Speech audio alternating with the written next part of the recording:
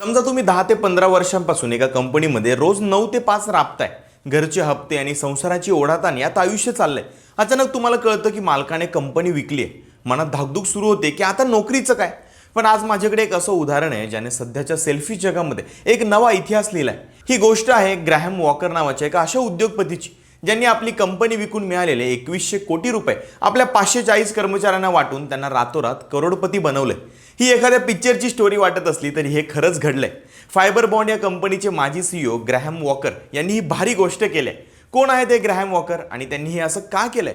आजच्या या व्हिडिओमध्ये ग्रॅहम वॉकर यांच्या ऐतिहासिक निर्णयाची संपूर्ण गोष्ट मी सांगणार आहे. ग्रॅहम वॉकर हे फायबर बॉन्ड नावाच्या एका मॅन्युफॅक्चरिंग कंपनीचे सीईओ होते.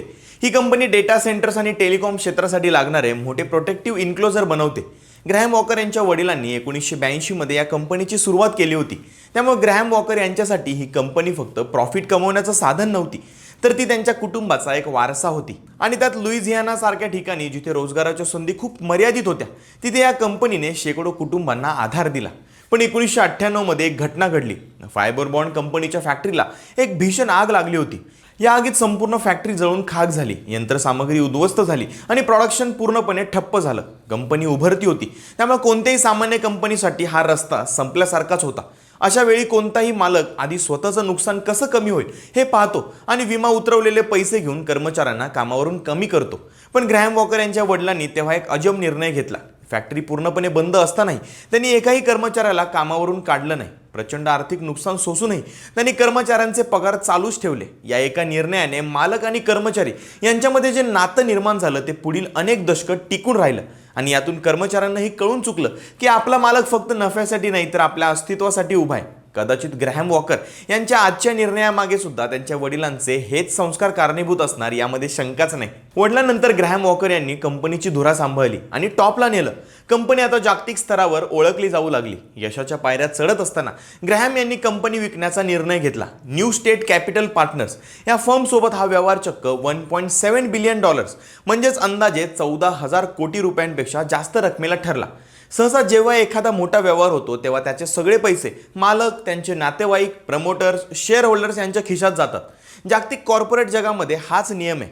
पण ग्रॅहम वॉकर यांच्या मनात काहीतरी वेगळंच चाललं होतं. त्यांनी स्वतःला प्रश्न विचारला की 14,000 कोटींची कंपनी आज आपण उभी केली, ती फक्त माझ्या एकट्यामुळेच आहे का?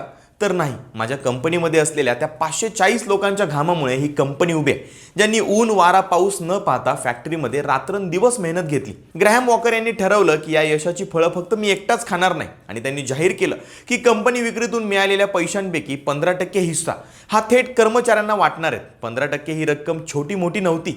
ग्रॅहम यांनी तब्बल $240 दशलक्ष म्हणजे सुमारे 2,000 कोटी रुपये कर्मचाऱ्यांसाठी बाजूला काढले. जेव्हा त्यांनी हे कर्मचाऱ्यांना सांगितलं तेव्हा कोणाचाही आपल्या कानावर विश्वास बसत नव्हता. एका साध्या कामगाराला जो कदाचित तासावर पगार घेत होता त्याला कळलं की आता त्याला चक्क 4 कोटी रुपये मिळणार आहेत. काही जुन्या कर्मचाऱ्यांना तर त्यांच्या कंपनीतील एक्सपिरियन्स आणि जास्त वर्षांपासून काम करत असल्यामुळे यापेक्षाही मोठी रक्कम मिळाली. ही रक्कम त्यांच्या बँक खात्यामध्ये जमा झाली तेव्हा मिंडन या छोट्याशा शहरामध्ये आनंदाचं वातावरण होतं. कोणाचं घरचं कर्ज होतं ते आता एका क्षणात फिटलं. कोणी आपल्या मुलांच्या शिक्षणाचं स्वप्न पाहत होतं.